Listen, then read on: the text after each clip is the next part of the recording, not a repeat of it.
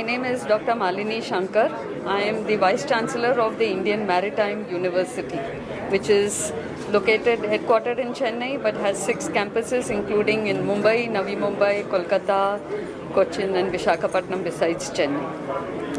I am Rajiv Nair. I am the President of Institute of Marine Engineers, a professional body which looks after the interests of marine engineers in India. We also have 3 overseas chapters with us. So what students should expect? तो ऐसा है कि Indian maritime university was established in 2008-9, बहुत young university है। तो university होने के बाद हमने सोचा कि सिर्फ डिग्री नहीं दिया जाए, but we have to do research, right, and be the resource centre for both industry and for the government in India. क्योंकि आजकल आप देखेंगे तो मैरीटाइम सिक्योरिटी के बारे बहुत कुछ हो रहा है, मैरीटाइम सी रूट्स के बारे बहुत कुछ हो रहा है, world wide geo politics change हो रहा है, और उसके लिए the universities have to contribute to strengthening this. इसलिए हमने MOU साइन किया। तो IMEI के तरफ से वो बहुत प्रोफेशनल बॉडी है, वो सब हमारे यूनिवर्सिटी जो अस्तित्व में आए उसके पहले जो इंस्टीट्यूशंस है उसमें उसके अलमनस हैं ये सब। तो अब सब बताएंगे। तो जो रिसर्च एंड डेवलपमेंट का जो काम है वो हमारे को लगता है कि एक बहुत ज़रूरी चीज़ है। ये एक ऐसी चीज़ है जिसमें जितना भी आप इन्वेस्ट कीजिए, जो रिटर्न वो देगा इन टर्म्स ऑफ आगे के लोगों का फ्यूचर बेटर बनाने के लिए। तो इसमें हमने 2 जूनियर रिसर्च फेलोशिप्स को 2 साल के लिए सपोर्ट करेंगे, और ये हमारा एक सॉर्ट ऑफ कर्तव्य है। हमारा जो एम है वो है कि हम अपना मेरीन इंजीनियरिंग के प्रोफेशन को आगे बढ़ाएं और ऐसे लोगों को इनकरेज करें जो कि रास्ता आगे का दिखा सके, कि स्पेशली जैसे मैडम ने कहा कि चीज़ें बदल रही हैं, कि इस बदलते हुए टाइम में हम किस तरह से, ना ही उस टाइम को ये ना हो कि कुछ हो उसके बाद पता चले, ये हो कि हम बता सके कि ये होगा, इस तरह से तैयार है। तो ये हमारा इस वक्त एफर्ट है, साथ में मिलके इसको आगे बढ़ाने का, ताकि India as a maritime nation progress कर सके। और ये 3 लेवल में देखना चाहिए।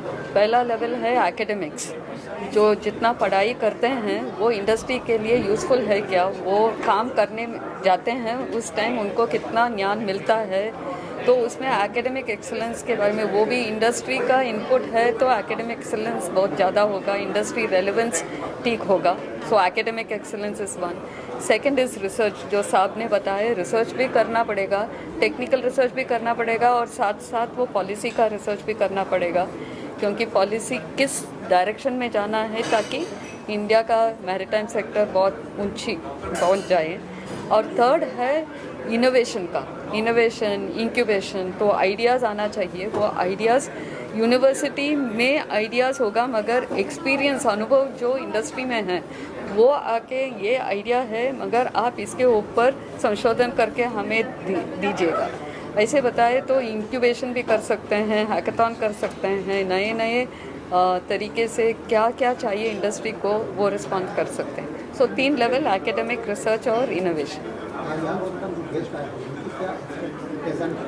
तो ये जो गेस्ट, ये हमारा कम्युनिटी है। हमारे जो इंस्टीट्यूशंस थे, इसके पहले यूनिवर्सिटी होने के पहले जो इंस्टीट्यूशंस थे उसमें पढ़ाई किए, उस टाइम डिग्री नहीं था, मरीन इंजीनियर्स के लिए डिग्री की ज़रूरत नहीं थी।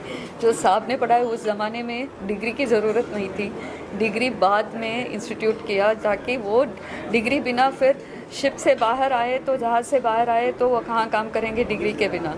तो ये सब हमारे ही इंस्टीट्यूशंस का, और बड़े बड़े पोजीशंस में हैं। हम सिर्फ बॉम्बे में जो रहते हैं उनको बुलाए, मगर हमारे तो जो अलमनस है हमारे इंस्टीट्यूशंस में जो पढ़ाई की है वो हांगकांग में है, लंदन में है। जैसे आपने देखा RK Mehrotra centre, doctor RK Mehrotra ने हमारे इंस्टीट्यूशन, कोलकाता के इंस्टीट्यूशन में 1964 में पढ़ाई पूरी। तो इंडस्ट्री में हैं, वो CEOs हैं, इंडस्ट्री चलाते हैं, खुद के इंडस्ट्री हैं हांगकांग में, लंदन में, सिंगापुर में। तो वो सब एक इंटीग्रेट करके, तो एकेडमिया और इंडस्ट्री का अगर जॉइंट एफर्ट हो जाएगा तो दोनों के लिए बहुत अच्छा है। आखिर में इंडस्ट्री में कौन काम करता है, यही कॉलेजेस और यूनिवर्सिटी से बाहर जाते हैं और काम करते हैं। तो अगर ये ठीक नहीं है, इनका प्रोड्यूस ठीक नहीं है, प्रोडक्ट ठीक नहीं है, तो इंडस्ट्री का प्रॉब्लम होता है।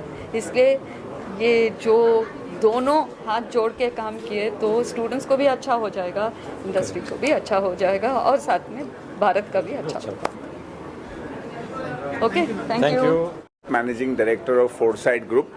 Foresight this is our 40th year of business. We are headquartered in London and primarily a shipping and offshore oil drilling company. So this MOU is very special to us because our founder, Chairman Dr. Ravi Kumar Mehrotra is a DMET Calcutta alumnus of the batch 1964.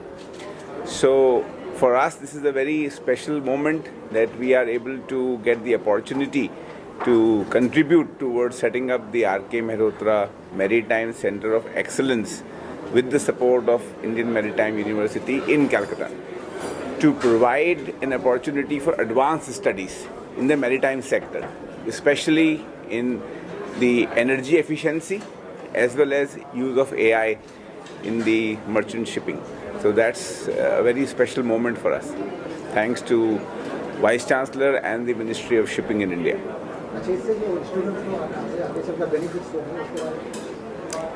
So India is the second largest provider of seafarers in the world. Right?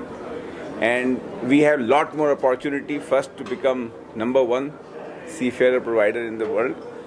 And we are at the forefront of technology and knowledge in the shipping fraternity worldwide. So this institute along in the IMU setup will enable us to provide the advanced studies for seafarers in alignment with the global needs.